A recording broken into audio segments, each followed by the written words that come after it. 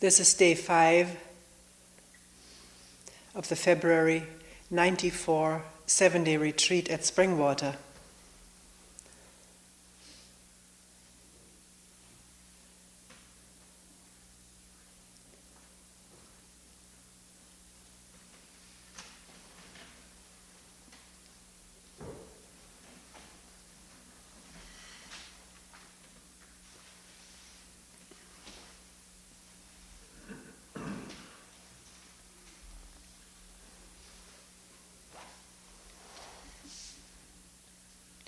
We'll look at two things this morning.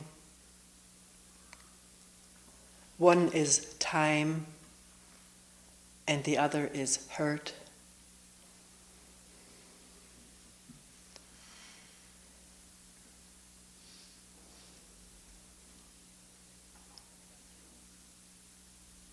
Someone told me this morning that last night during sitting there was such ill feeling, or not feeling well, that's how I put it. Not feeling well and waiting for the bell to ring to end the sitting. And then when the bell rang, where had all the time gone? Hadn't been any feeling of time elapsing. It was just the bell. So the question presented itself, what is time?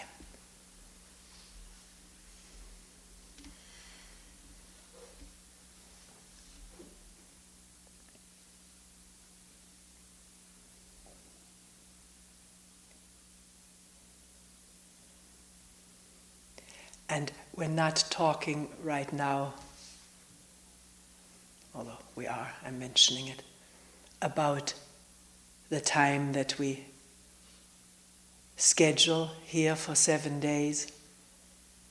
First sitting starting at 6 o'clock, ending at 9:30, lunch at 12, and so forth. In wondering about what time is and watching it, it's clear this is convenience time, so that we can get together in a fairly orderly way. Someone had to leave for the airport last night or this morning. There was a time at which the plane left and a time at which to leave here to get to the plane.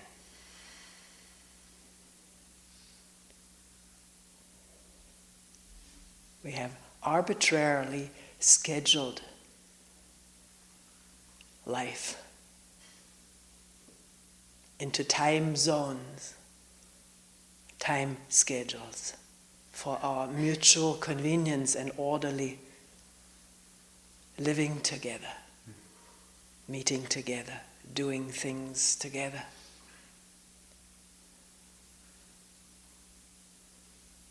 But then there is this other time, which last night, for one person, maybe for others, didn't seem to exist anymore. First, wanting the bell to ring. In other words, a time expectation, thinking about the present pain, and when will it end? When will the bell ring to bring release from this? And then when the bell rings, where did this time go? No feeling of time had been in the interval.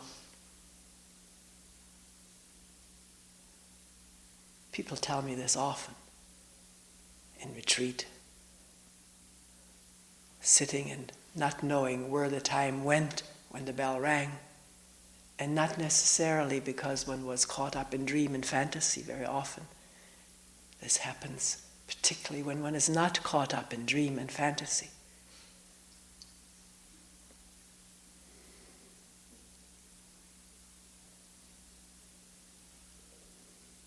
I know when I walk around here sometimes,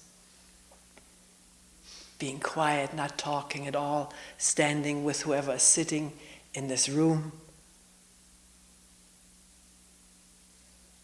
I look on the timer, on this little computerized thing there with the red numbers, to be sure I don't go over the sitting time. And standing with each person, being quiet, being no one to anyone. No feeling of needing anything, just being here. By the time the round has been completed, it's amazing that 10 or 15 minutes have gone by. So it becomes more and more evident that if we don't think of time, then there is no feeling of time.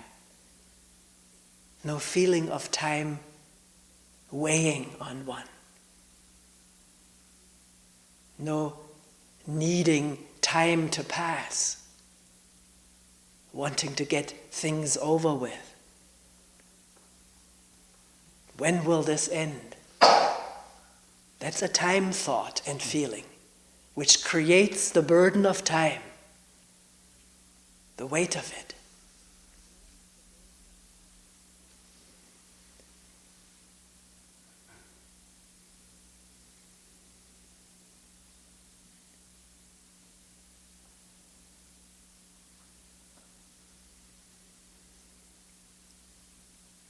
Can one watch that and really come upon that? Maybe it's happening without my talking about it, but sometimes talking about it brings something into awareness, that wanting time to pass seems to prolong time, wanting to get this sitting over with, or whatever disagreeable thing one may be doing, seems to stretch it out. And being really with something wholeheartedly. Time flies, we say.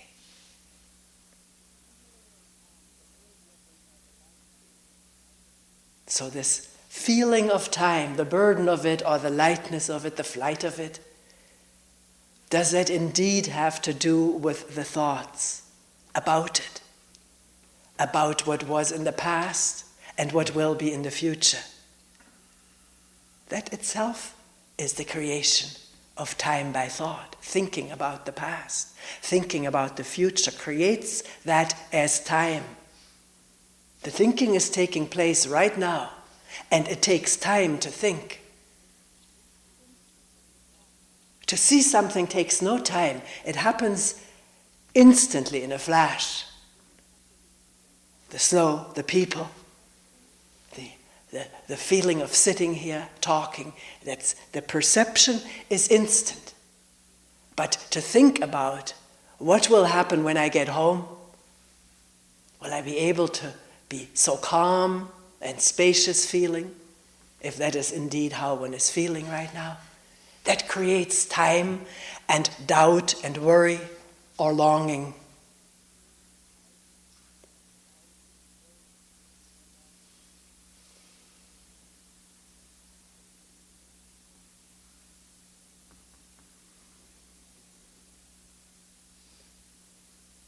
Many people tell me this.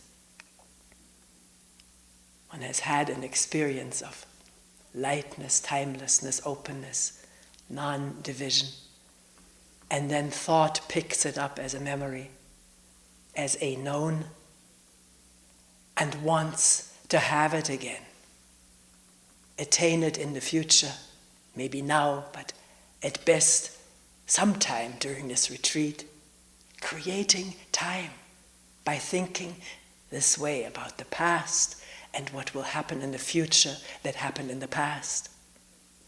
The thinking itself taking time and creating time at the same time.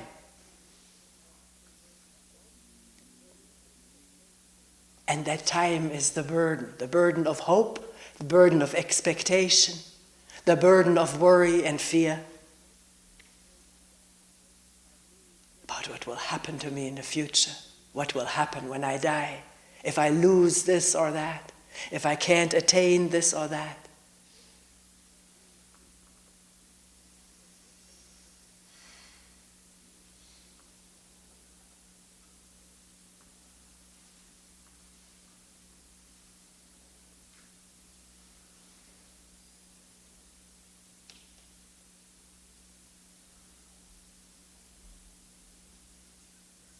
The thinking about the past and the future is taking place right now. Can that be seen? Awareness, this moment, about thoughts about the future and the past.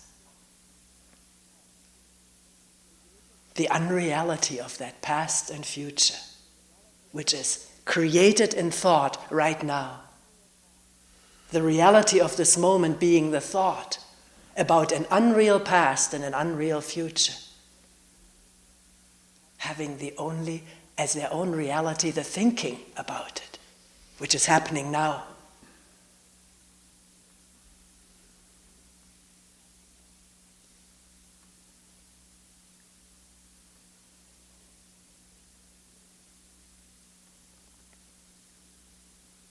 I'm not saying don't think about the future. Or don't remember the past, not saying that. But see it for what it is. Memory and anticipation, which may be very necessary.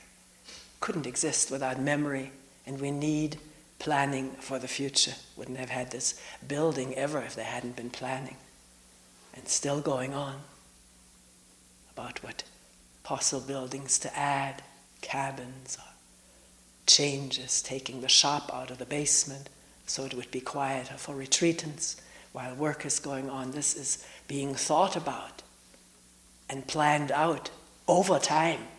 We've been at it for maybe 2 years already, maybe more. But the work itself of planning is always taking place now. Nothing is ever taking place any other time or place than now. Like nothing can take place in the future. Only thought can project the future. But the projection takes place now.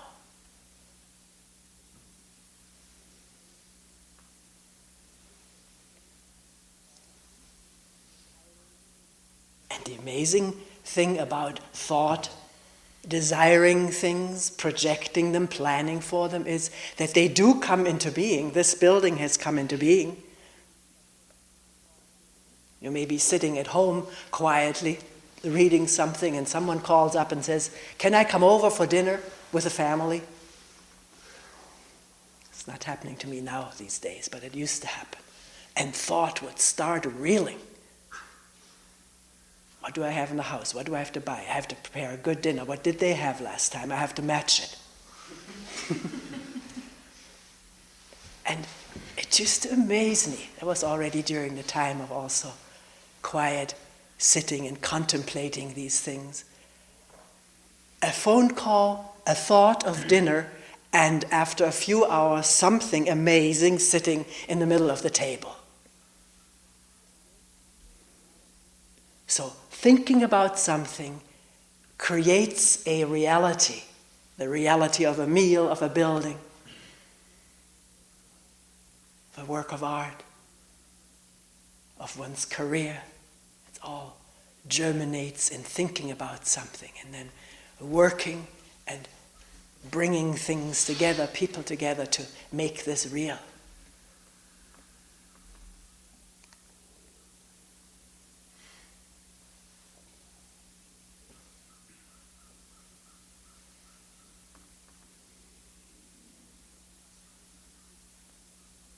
So thought is not just creative of fantasies and imagery.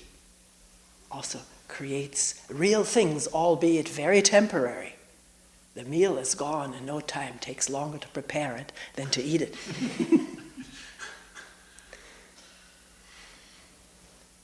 And a building, even as well built as this, needs constant repair and maintenance. And in a few hundred years, I wonder where it will be. Maybe in 20 years or 50, who knows? It was a very interesting series on television. Recently I saw one or two of the installments. It was called The Birth of Europe. An amazing summary of what happened over time, going back to when the continents were pushed up against each other and sediments formed underwater now lifted up into the mountains, and human beings came upon these sediments, the metals, bronze. Well, bronze is an alloy, whatever all makes up the alloys, coming upon these metals and shaping them, and the impact of the tools on the life of the people, the wars, the wealth of plowing, of harvesting, creating vessels to keep and store things, and one civilization after another coming and going either through wars, somebody else overrunning what's already there, or natural happenings of droughts, or a little ice age happening in the Middle Ages, which wiped out the wealth, the farming wealth of France and Middle Europe, bringing on the pestilence, the plague, people growing so weak from malnutrition. It was such an amazing visualization of the impermanence, the coming and going of us human beings and our constructs, our momentary realities over time.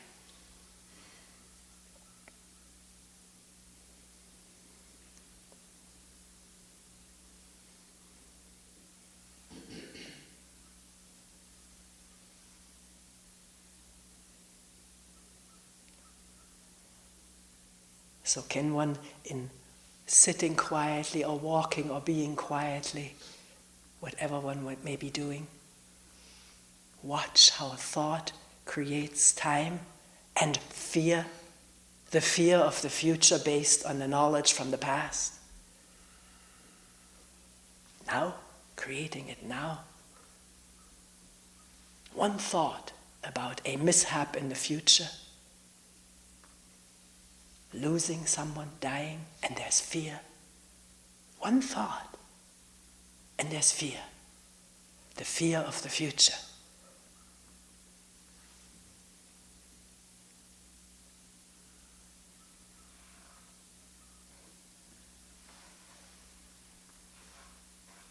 And no thought arising about the future, and therefore no sense of time or fear. It's as simple as that.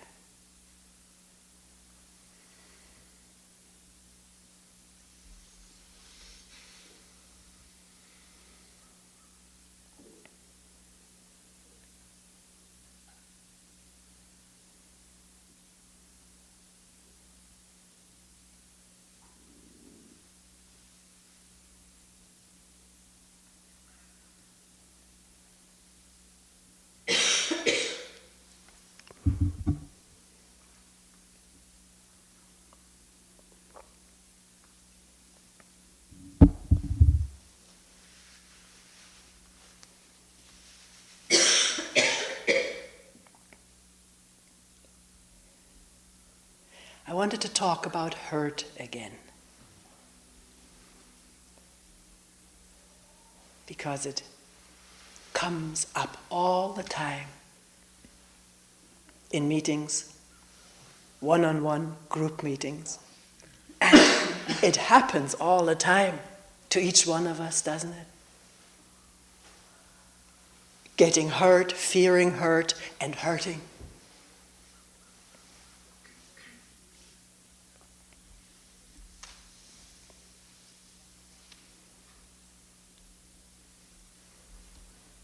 Last night in a group meeting, one person put it this way, if I remember it correctly. Right now, at this moment, there may be a feeling of just being here together, no particular feeling of isolation. But if someone should say something hurtful to me, I would instantly feel isolated.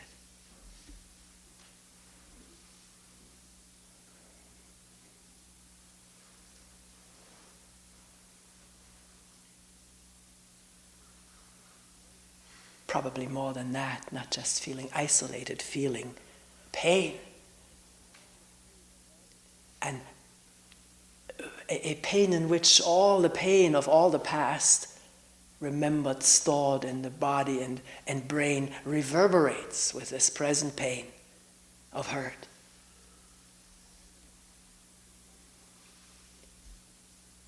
And the question constantly being asked, is it possible for us to be together in a fairly spontaneous way?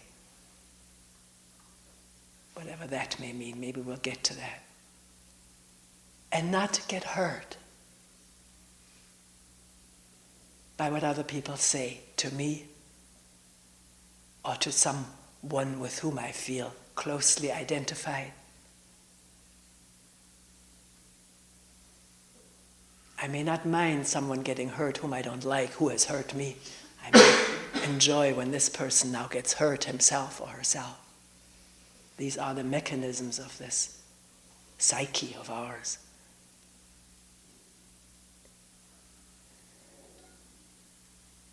It's not ours, it just happens. So why do we get hurt? And as one person says, we've gone through this year after year after year, retreat after retreat. There isn't a retreat that goes by without talking about hurt. And why get hurt when someone insults me? And it's happening over and over in spite of looking at it, maybe having an insight into it, and then it happens again. And then the pain, the anger, the withdrawal, the isolation, feeling apart from everyone else. And feeling apart from everyone else has its own consequences in our relationship. If we feel apart from each other, if we're not communicating with each other because we're withdrawing from each other for fear of more hurt, or becoming hurtful oneself, which one doesn't want to become, in this separation and withdrawal from each other and lack of communication, we build up ideas about each other because the lack of directness of relationship, in which imagery can possibly be destroyed. One meets the real person again and not the image. But in the absence of being together and talking together, being in each other's presence, images grow like weeds about the other person and oneself. And with that, more anger or more hatred, more hurt, more withdrawal. I'm not talking negatively, I'm talking about what happens to us, alone and in relationship. So why do I get hurt? Somebody says something that implies that I'm no good, that I'm unworthy, that I did something wrong, that I'm not as good as someone else.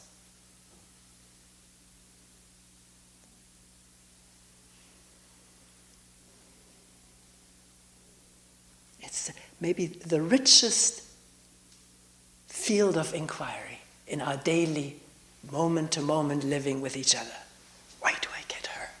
And really plummet, follow it through to the bottom.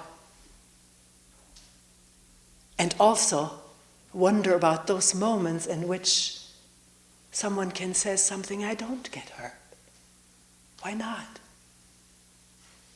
What's happening then?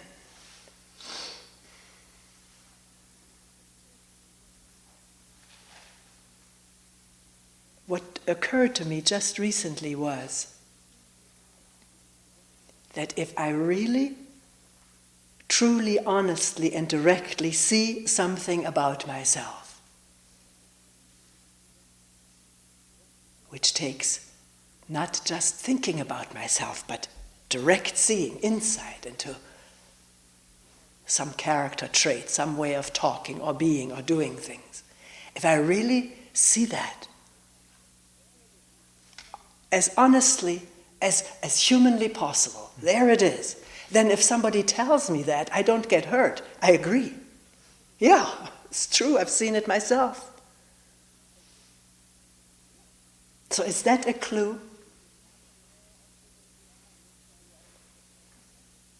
That we're not aware of the way we are, and that's why we always get hurt, because we cling to an image about ourselves, how we are, for fear, because we were brought up to be good, to be this, to be that, and if we weren't, then our parents did not look kindly upon us, or our teachers. So there's a reason why we cling to the image. It means our life of well-being, of being loved. And this clinging to the image of being right and this and that prevents this honest awareness of how I really am, which sort of loosens something. It loosens some straitjacket ties in which we live. Because the loosening is the awareness. That's the space that is created within. To look and also to hear what somebody says. And not immediately the buttons being pushed which make it impossible to relate intelligently after that. Because with pushed buttons, emotions, chemicals, juices run all over this organism and distort the perceptions. Make it impossible to talk intelligently, because anger is a distorting chemical reaction throughout the body, which one can't think clearly. Same with fear, anxiety, jealousy.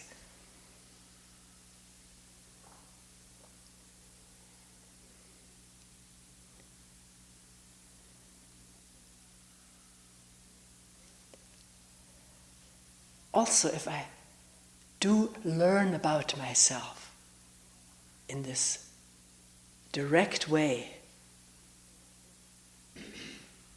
somebody saying something, I may say, look, it may be right, it may be wrong, I've got to see, I've got to check it out.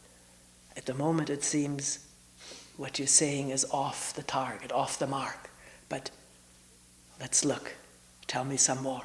Can we say that? We could live together so well if we could. Since we usually don't, since we protect whatever it is we're protecting, I think it's imagery and well-being, which is usually ill-being. If we're protective, we can't live together at ease and honestly and learn from each other and learn from what someone says and feels about me, which may also reflect something about the person who feels this way. Maybe there are distortions going on, maybe, or maybe something I haven't seen. Why can't we share like that? People always tell me I can't tell him that because he'll get mad or she'll get angry. I would hurt her. That would come back to me. And we have to live together in some mode.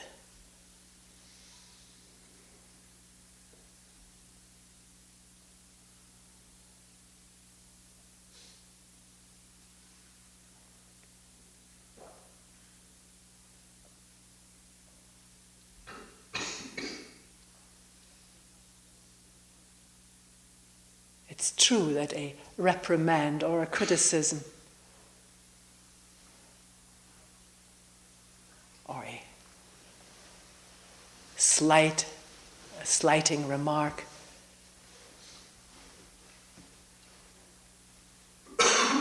maybe immediately or very quickly, not immediately. It takes some time for the impulses to travel through the body. but very quickly may be so reminiscent of having been hurt and put down and humiliated and made feel helpless or unworthy from the earliest of times.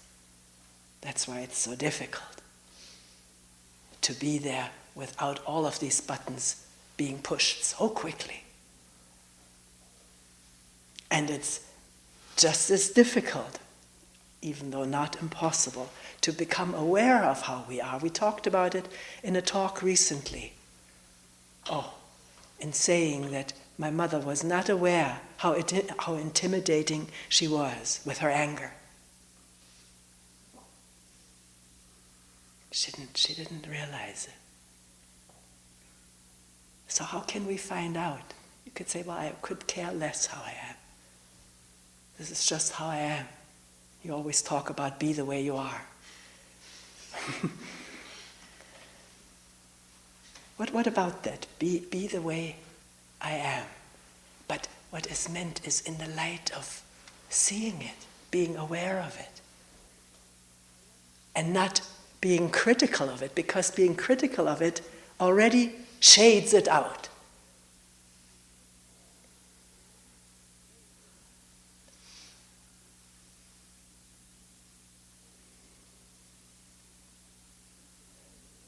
So, even though hurt from the earliest of times, lots of wounds stored in the memory,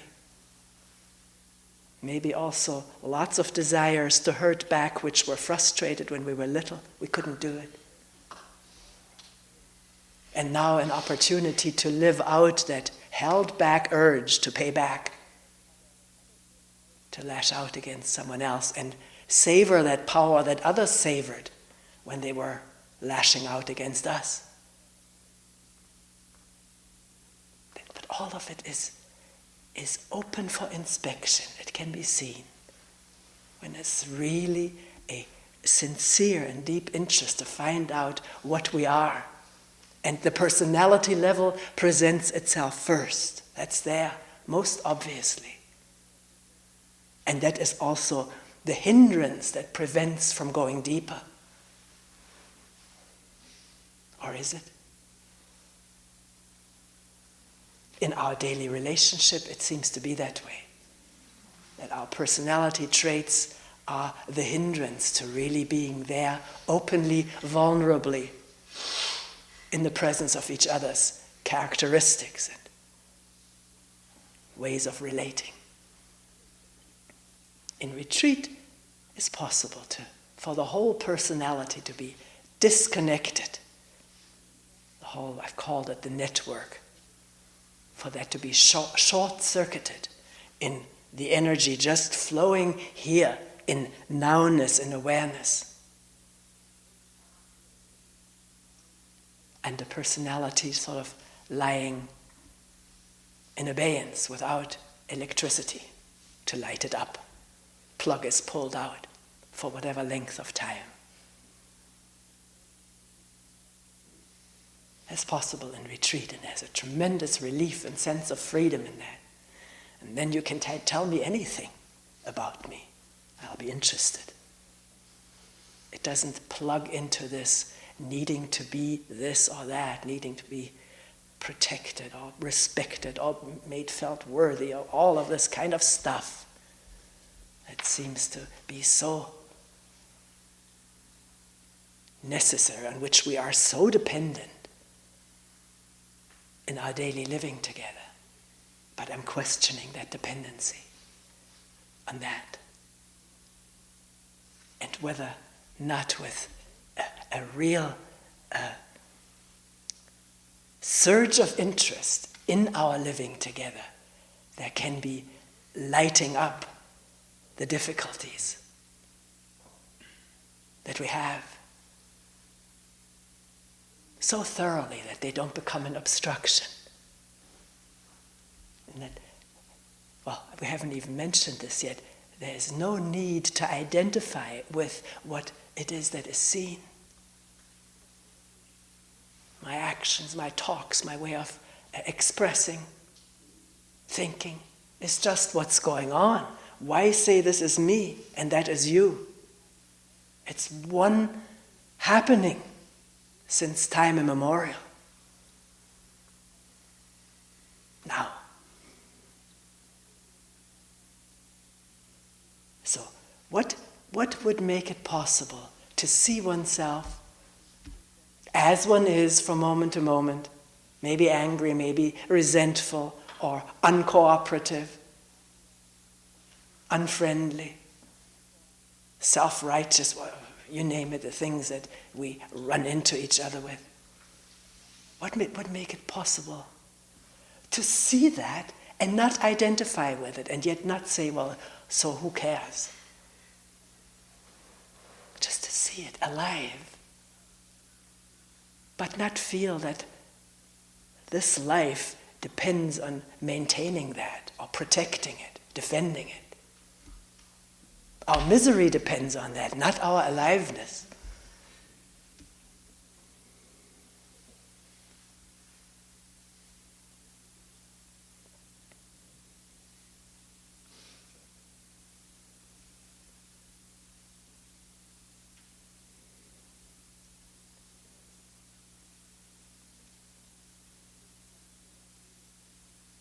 It's an amazing thing, the first time that it may happen to one. To see what one just said or did and how it rubbed somebody wrong, and to hear the criticism or whatever comes back as a reaction. Not to be identified with any, and care, and yet not hurt. And therefore the energies go toward understanding each other. Not losing that precious bond between us. Bond of care and affection.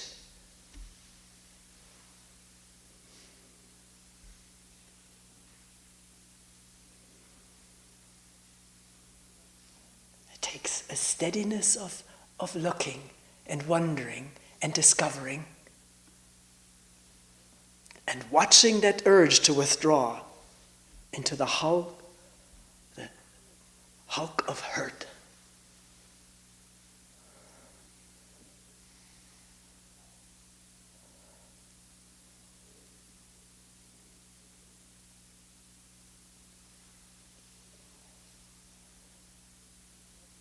To sort of take a risk and find out how it is when one doesn't withdraw, when one allows it to open up and to be looked at together. And to one's surprise, one may find that it is entirely survivable. Better, so one survives it better than the other, of withdrawing and resenting, carrying grudges.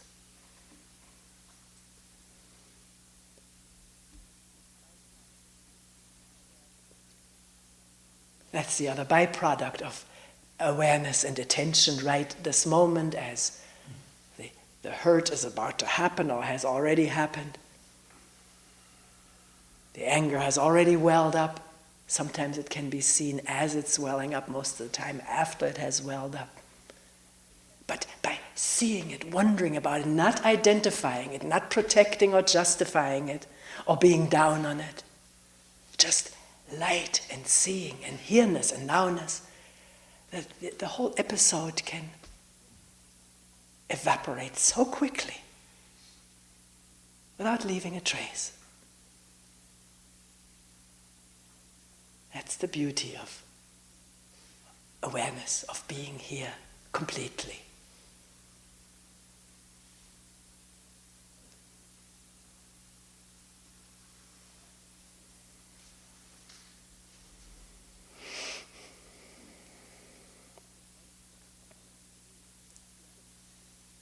Now you could say, well, it can evaporate for me, but what about the other person who may carry that grudge?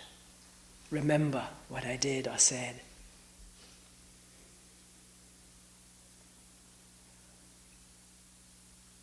I don't know, how approachable are we together? If someone says, don't talk to me about it, I want to hear about it. I don't want to hear another word about it.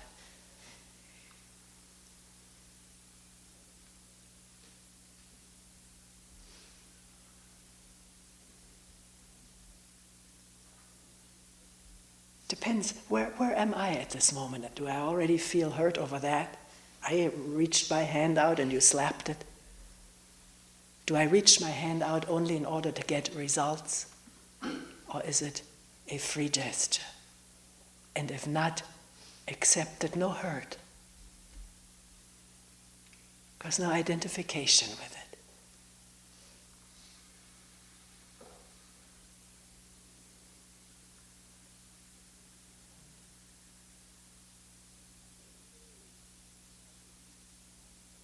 It needs such sensitive, careful, fine-tuned watching. Will I carry a little bit of a grudge? Try to get a little bit back at him or her for that.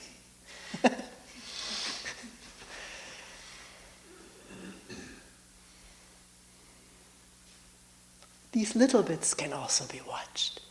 And anything that's watched melts like snow in the sun. It just cannot maintain itself. It's so ridiculous. And the freeing from that residue generates fresh energy to be there in a genuine friendliness.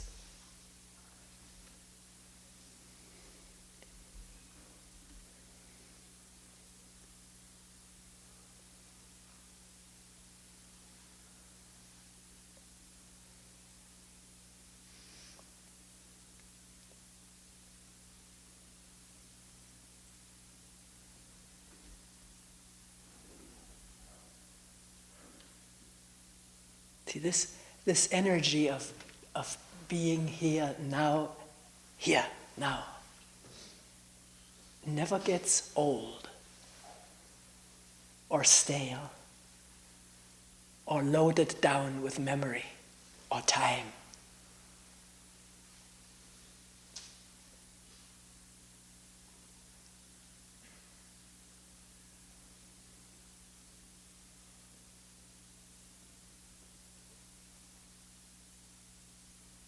Cannot be tainted or tarnished by anything.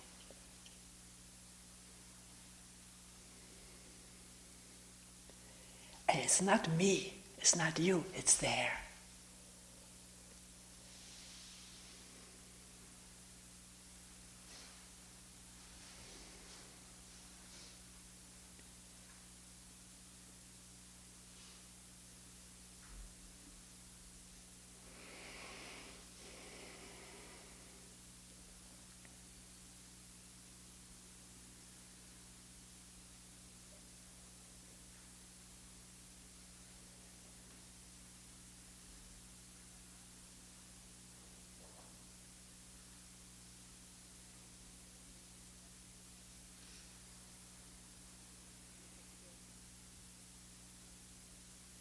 We will end here for today.